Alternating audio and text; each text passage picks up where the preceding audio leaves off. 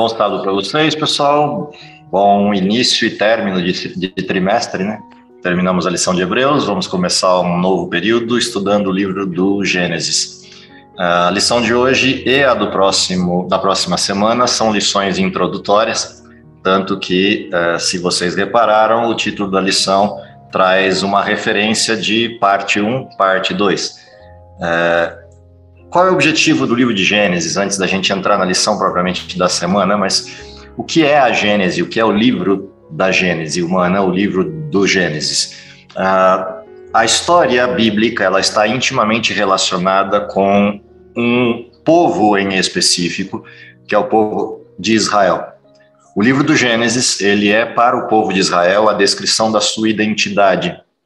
Afinal de contas, o povo de Israel sai do Egito, conduzido por Moisés num processo de libertação da escravidão, e esse processo de libertação, essa saída do Egito, esse formato descrito na Bíblia de um povo que percorre do Egito a um lugar chamado Terra Prometida, por orientação, ordem e condução de Deus, esse é um povo que conhece pouco ou quase nada da sua história, principalmente porque o período de escravidão foi bastante alongado. Se a gente pegar aí o período, são mais de 300 anos na escravidão, o que formou, em relação ao povo de Israel, ao povo hebreu, aos descendentes de Abraão, um distanciamento bastante grande da sua história. O livro de Gênesis, de certa maneira, resgata todo esse processo histórico, desde a origem geral, que é a criação, passando pelas sequências genealógicas da Bíblia pré-dilúvio e pós-diluvianas, trazendo para o povo de Israel uma percepção de continuidade da criação até os dias deles, criando então essa noção de identidade, a noção de quem são os filhos de Israel. A segunda coisa interessante do livro de Gênesis, pautado aí dentro do contexto bíblico como o primeiro volume, né, o primeiro compêndio da Bíblia, independentemente se ele é de fato o primeiro livro escrito ou foi Jó, há sempre uma intriga aí entre esses dois livros, qual teria sido escrito primeiro. Independentemente disso, o fato é que o livro de Gênesis, ele ultrapassa só a questão do povo de Israel, porque ao construir a identidade do povo de Israel, ele acaba construindo a identidade da humanidade inteira. O que significa dizer que as perguntas fundamentais presentes na humanidade, principalmente num campo de estudo chamado filosofia, as perguntas fundamentais da natureza humana estão presentes no Gênesis e são respondidas no Gênesis de maneira bastante ampliada, em função de que essas perguntas normalmente estão atreladas a questões de qual é a nossa origem, ou seja, de onde viemos, quais as razões para estarmos aqui nas condições em que estamos e, em certa medida, para onde estamos indo. O livro de Gênesis ele acaba ancorando respostas a essas perguntas, as perguntas fundamentais da vida. Mas não é só isso, o livro de Gênesis também ultrapassa o tempo em várias questões doutrinais, uma vez que, se você retirar o livro de Gênesis da Bíblia, todo o restante da Bíblia perde o sentido. E, nesse aspecto em particular, não o livro de Gênesis como um todo, mas se você retirar os 11 primeiros capítulos do livro de Gênesis, a Bíblia perde quase a totalidade da sua função. Porque se você olhar a Bíblia ao longo do texto, vai perceber que uma parte significativa da Bíblia é dependente, tanto textual quanto de conteúdo, dos 11 primeiros capítulos da Bíblia. E não é muito difícil de entender isso. Por exemplo, se eu pergunto, por que Cristo morreu na cruz? Alguém diria, para pagar o preço dos nossos pecados. Ok, onde é que está a história do pecado na Bíblia? Gênesis 3. Por que ele teve que vir? A promessa está em Gênesis 3,15. Se você olha a história bíblica no que diz respeito à conduta alimentar humana, a resposta está em Gênesis 1 e 2. Se você olha as variações na conduta alimentar humana, a resposta está em Gênesis 6 e 7. Quando você chega em Levíticos 11, já bem para frente na história bíblica, já dentro do povo de Israel, e vai olhar a questão alimentar e as regras presentes em Levíticos, tanto as regras para alimento cárneo, quanto as regras gerais para higiene e sanitarismo, você vai a Gênesis 1, 2, 6 e 7, e você encontra esses princípios lá e os fundamentos dos quais o texto de Levíticos faz especificação, estavam presentes em Gênesis 6 e 7. Então, todas essas referências que a gente vai olhando no modelo bíblico, elas são interdependentes com este início. Se esse início não foi como deveria ser ou como está escrito, então nada do Gênesis nada do restante da Bíblia depois do Gênesis faz sentido. O que significa dizer que a gente realmente depende desses textos para fundamentar o modelo bíblico. E daí a importância do estudo do livro de Gênesis e da compreensão da gênese humana e, mais do que isso, a compreensão da gênese dos filhos de Deus. Entrando especificamente na lição dessa semana, o foco, obviamente, está na criação, no fenômeno da criação, concluindo a semana com um dos aspectos envolvidos aí na questão da queda. Mas o centro principal de atenção para essa semana, na introdução da lição do livro de Gênesis, é a questão da criação. E por diversos aspectos, essa questão da criação ela é vista aqui nessa lição introdutória, no sentido tanto técnico do texto, para entendermos o rigor técnico usado por Moisés, o rigor textual usado por Moisés para algumas palavras e frases que ele utiliza nos capítulos iniciais do livro de Gênesis, como também as implicações dessas estruturas, obviamente, quando a gente ultrapassa o modelo, quando a gente vem para os nossos dias e começa a questionar algumas situações presentes na criação.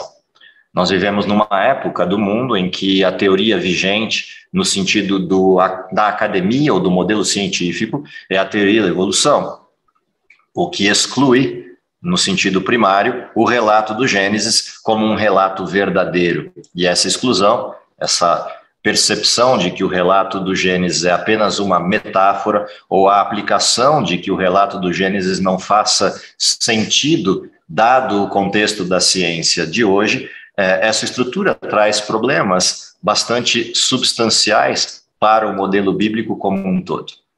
Então, a primeira coisa interessante, já entrando na lição, para ser observada é a forma histórica do relato do livro de Gênesis. O livro de Gênesis está, em primeiro lugar, inserido num contexto de uma série de outros livros, tanto escritos por Moisés quanto outros autores do Velho e Novo Testamentos, como livro histórico. As referências que os textos históricos bíblicos vão fazendo ao longo da jornada do leitor da Bíblia dão conta de que o livro de Gênesis reproduz de forma direta o mesmo desenho histórico. Não é muito difícil falar desse desenho histórico quando a gente está lendo a partir do capítulo 12 de Gênesis a história do povo de Israel. Mas os 11 primeiros capítulos da Bíblia ofertam para a gente alguma dificuldade e há uma razão para isso. Se a gente fosse adotar o modelo atual, o modelo contextual atual de estudo da história e estudo das ciências da história, a gente ia perceber que a história do mundo está dividida em dois grandes blocos. Um período que a gente chama de história e um segundo período que a gente chama de pré-história. O que veio antes da história que nós conseguimos confirmar pelos dados materiais, achados, com datas e nomes. Todo esse período chamado de pré-história, que não contém essas estruturas de nomes, datas, referências materiais do período, é chamado pela história geral, pelo contexto da ciência da história, como pré-história. Na Bíblia, Gênesis 1 a 11 constituem-se para o relato bíblico a pré-história da Bíblia, no sentido de que o que está retratado de Gênesis 1 a 11 não tem ligação direta, material, com elementos da história. Tem ligação contextual, tem ligação nominal até, porque os capítulos 12, 13 e 14 de Gênesis ligam as gerações que estão nesses capítulos com as gerações do capítulo 10 e do capítulo 5 de Gênesis. Porém, você não vai encontrar no mundo real coisas do período de Gênesis 1 a 11 presentes no mundo. E por uma razão, se a Bíblia é verdadeira no que retrata nos capítulos 6 e 7, houve um dilúvio e tudo que existia até o capítulo 11 foi desfeito. O que significa dizer que a gente simplesmente não vai encontrar no sentido primário do termo. Além do que, o período pré-histórico bíblico, entre aspas, a palavra pré-história, esse período é marcado pela ausência de registros escritos. A humanidade passa a escrever para frente disso. Se a gente olhar a civilização egípcia e tomar isso como referência da escrita, nós estamos falando aí de um período intermediário aí do 2º para o 3º milênio antes de Cristo. O que significa dizer que a escrita é recente. E a humanidade simplesmente não tem registros anteriores a esse período, no sentido de registros formais plenos, o que também dificulta encontrar coisas. Ou seja, olhar para o livro de Gênesis também é um olhar dividido, os capítulos 1 a 11 e os capítulos 12 até o final do livro, até o capítulo 50.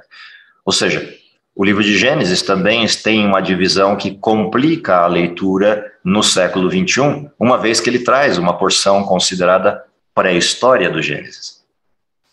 A pergunta é, apesar da pré-história do Gênesis estar lá, a sustentabilidade do restante do relato do próprio livro de Gênesis dá conta de satisfazer a necessidade histórica dos 11 primeiros capítulos? E essa é uma questão importante.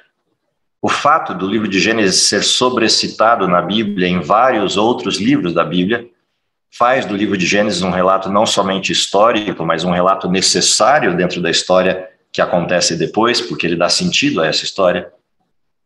E esses são elementos importantes que trazem essa pré-história, entre aspas, do livro de Gênesis para dentro do contexto histórico, como algo válido. Aliás, essa é uma coisa sempre curiosa, né? Na pré-história do mundo secular, não encontram-se pessoas com nome, sobrenome, herança genealógica ou descrição dos seus acontecimentos. Todos os modelos da pré-história secular são modelos imaginários do que teria acontecido com esses elementos, seres ou contextos antes da história. Mas na Bíblia não, esses fatos estão descritos com uma narrativa completa da história. Tem uma parte sobrenatural, Deus criou os céus e terra, mas a forma do relato é sequencial histórica, o que dá não só uma ligação com o resto da Bíblia, mas uma sustentação de que isso talvez tenha sido história mesmo, porque é um conjunto muito grande de pessoas pontuando esses fatos como sendo históricos. E aqui eu não estou falando da parte sobrenatural do Gênesis 1 a 11, estou falando das pessoas que estavam lá, dos personagens que estavam lá. Se a gente continua, a lição vai propor alguns temas para a gente se concentrar, e um desses temas é Deus como o agente da criação, Deus como o princípio de todas as coisas. E aqui 2 aspectos eu gostaria de destacar. O primeiro deles é que esse Deus da criação é apresentado no relato do Gênesis, e a lição aborda isso, com dois contextos. O Deus soberano, criador e que deve ser adorado, o Deus perfeito e pleno, o Deus divino, chamado no relato de Gênesis nessa parte de Elohim, e a segunda parte do relato do Gênesis trazendo um outro nome para Deus, que é um nome exaltado entre os judeus como um nome sagrado, mas que retrata a proximidade de Deus com o ser humano, que é o nome de Jeová ou Yahweh. Esse binômio da apresentação de Deus no Gênesis é interessante porque ele percorre a Bíblia inteira. A Bíblia inteira vai apresentar Deus nessas duas condições: o soberano criador de todas as coisas e do universo, ao mesmo tempo o redentor, amigo, protetor e pai, que é próximo ao humano e se condói das suas fraquezas e mazelas, a ponto de descer à terra e morrer pelos filhos que criou. Esse binômio do Deus soberano e do Deus próximo, o livro de Gênesis vai conduzindo ao longo das suas narrativas e dos seus textos. O mesmo livro do Gênesis que apresenta Deus soberano e criador é o livro do Gênesis que apresenta Deus visitando Abraão e conversando com ele, sentando e comendo à mesa com ele. Essa relação interessante entre o Deus próximo e o Deus distante traz para a gente o mesmo contexto do livro de Apocalipse, onde Deus é apresentado como o soberano do universo, aquele que vai resolver todos os problemas relativos ao pecado, inclusive destruí-lo, ao mesmo tempo que é o Deus que virá buscar os seus filhos e dirige-se a eles como sendo próximos a ele. Outra coisa interessante do relato da criação é que ela inicia com uma referência precisa de que isso é o começo de todas as coisas. No princípio, Deus. Isso se soma ao relato de João, quando coloca que o agente dessa criação, O personagem por trás desse processo da criação é o Filho de Deus. Nele foram feitas todas as coisas. Outra coisa bonita do relato da criação, principalmente na fase inicial do Gênesis, capítulos 1 e 2 em particular, você vai ter a criação sendo conduzida em intervalos específicos de tempo. E a gente tem no marco do Gênesis, no capítulo 1 e 2, o estabelecimento do que conhecemos hoje como dias, como períodos fechados, blocos fechados de tempo de 24 horas, intercalados por um período claro e um período escuro, chamados de dia e de noite. A referência de dias literais na criação, ela não só é uma referência precisa do texto, uma vez que a palavra escolhida para essa referência, a palavra Yom, atrelada aos elementos que a completam, por exemplo, a indicação numérica dos dias, ou a indicação, seja cardinal ou ordinária dos dias, essa referência dos dias do Gênesis como literais, trazem alguns aspectos importantes delimitadores de doutrinas bíblicas, como, por exemplo, a doutrina do sábado, como, por exemplo, a questão da soberania de Deus e amplitude do seu poder para criar tudo em um dia. Outra coisa interessante de observar esse ciclo é que esse ciclo se torna rígido a partir do momento que no quarto dia Deus coloca 2 grandes astros para controlar esse tempo. Todas essas referências literais do Gênesis a respeito de como teria ocorrido a criação também trazem como arcabouço, como carona de conteúdo, o fato de que esta criação foi literal, ou seja, Deus não usou de linguagem retórica ou de algum outro processo manipulatório ou maniqueísta de construção. Deus não deu corda no mundo, largou o mundo a um processo evolutivo, não colocou as bases do mundo e deixou o mundo seguir seu curso de reprodução e modificação ao longo do tempo. Não, o relato do Gênesis, ele identifica uma sequência ininterrupta de tempo. Um dia, outro dia, sem intervalo entre eles. O que mostra não só o poder de Deus criar, mas a estrutura sistêmica e interligação direta entre os elementos da criação. Nada foi feito por acaso. Não à toa, a gente vai encontrar no livro de Gênesis, no capítulo 1 e 2, interrupções a cada dia, quando Deus avalia aquilo que criou, pontuando. Perfeito, ficou bom, é admirável, é bonito de ser observado, é simétrico, é perfeito. Essas avaliações que o texto de Gênesis 1 vai apresentando, e o capítulo 2 também, de interrupções de avaliação, são muito interessantes no Gênesis. Porque essas informações mostram a relação direta de Deus com a criação. Deus não criou as coisas de longe e mandou ordens para que elas aparecessem de longe. Não, Deus estava aqui, no próprio ambiente.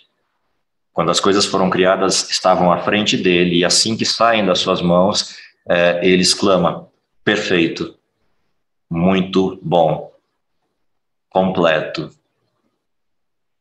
Dentro desse mesmo contexto, quando você chega no 6º dia da criação, você encontra lá uma avaliação interessante, que é a avaliação: eis que tudo era muito bom. E aqui a criação se divide em 2, não só pelo elogio, que é distinto do resto, todos os demais elogios são bom, mas esse momento em específico é muito bom. Porque a criação, no que diz respeito ao mundo e às coisas que nele existem, está acabada. Mas a criação, enquanto processo de intervenção de Deus na criação, ainda não terminou. Então a gente chega no capítulo 2, os versos de 1 a 3, e a gente encontra lá no capítulo 2, Deus parando o que estava fazendo, da forma como estava fazendo, e mudando a sua ação e o curso das coisas. E nesse momento que ele muda o curso das coisas, ele cria um tempo, um intervalo de tempo, de 24 horas. E esse intervalo de tempo para chamar de seu. Esse momento peculiar, quando Deus cria um intervalo de tempo, é coroado com 3 coisas que Deus faz ali. Deus descansa, Deus abençoa, Deus santifica. Quando a gente olha a expressão do descanso atrelado a esse momento da criação, o que é preciso lembrar, Descanso não é porque Deus está cansado, descanso não é parar e sentar no banquinho para recuperar fôlego. Descanso é parar de fazer o que se estava fazendo para fazer algo diferente. É mudar o curso das coisas. E o sábado é o momento em que o curso das coisas é modificado, e a criação é o que mostra isso de forma muito clara, até porque quando a gente chega em Êxodo 20, ou em Deuteronômio 5, ou em qualquer outro texto da Bíblia que aborde essa questão do sábado, a referência feita à criação é sempre da mesma forma, é sempre a mesma, de que Deus cessou. Deus parou de fazer tudo aquilo que estava fazendo para fazer outra coisa. E essa outra coisa é: Deus abençoa e santifica o tempo. E aqui tem uma coisa linda, não dá para a gente explorar, e nem é o foco da lição dessa semana, mas é interessante observar isso. Quando Deus abençoa e santifica o tempo ele não é concreto, portanto, ao abençoar o tempo e a santificar o tempo, na realidade, o que Deus está fazendo é: todo mundo que usufruir desse tempo do jeito que Ele está dizendo para usufruir, vai receber deste tempo a bênção e neste tempo a santidade ou a santificação. Daí a significância do sábado e por que Êxodo 20, 8 a 11 vão conectar a questão do sábado à questão da criação. Vão conectar o mandamento a uma razão. Porque em 6 dias fez o Senhor os céus e a terra, e no 7º dia descansou. Por essa razão, você, seu servo, sua serva, até mesmo seu estrangeiro, que está dentro das suas portas, devem respeitar e adorar a Deus nesse dia, lembrando que o tempo desse dia não é do ser humano, o tempo desse dia é de Deus. E daí a expressão do Novo Testamento, ao pontuar que Cristo é o Senhor do sábado, e que o sábado foi feito por causa do homem. E é simples entender isso, porque o homem foi criado no 6º dia e o sábado no 7º. O que significa dizer que o sábado é feito por causa de alguém, no sentido da direção para quem o sábado exerce autoridade, que é o ser humano. Outra expressão importante do Gênesis, nessa introdução do livro de Gênesis, no capítulo 1 principalmente, é entender as características da humanidade, as características de Deus presente na humanidade, nesse processo criativo. É entender que nesse momento Deus cria todos os seres humanos a partir de um só, que é Adão, mas a sequência da história é: a partir de Adão todos nascem. O que significa que nós temos herança de Adão. Herança genética, herança estrutural, e no caso específico do pecado, a herança do pecado. Esse processo afeta a humanidade, embora essa condição de nascimento seja percebida em Gênesis 1, 26 a 29, ela é alterada em Gênesis 3, quando o pecado adentra o mundo. Ou seja, a imagem de Deus relatada nos capítulos 1 e 2, ela se dilui, ela se destrói a partir do momento que o ser humano quebra o seu vínculo com Deus e, desistindo de Deus, ele perde a sua condição original, perde a sua característica original. Essa própria expressão da imagem de Deus, ela é interessante de se observar por outros aspectos do capítulo 1 de Gênesis, como, por exemplo, o domínio sobre todas as coisas, algo que é de Deus e que agora é transferido ao humano para dominar sobre toda a terra, sobre as aves do céu, peixes do mar, etc. Como também a percepção de que na carona do domínio, Deus abençoa o casal. O que significa que todas as pessoas que passassem, todos os seres que passassem por Adão e Eva, saíam dali abençoados.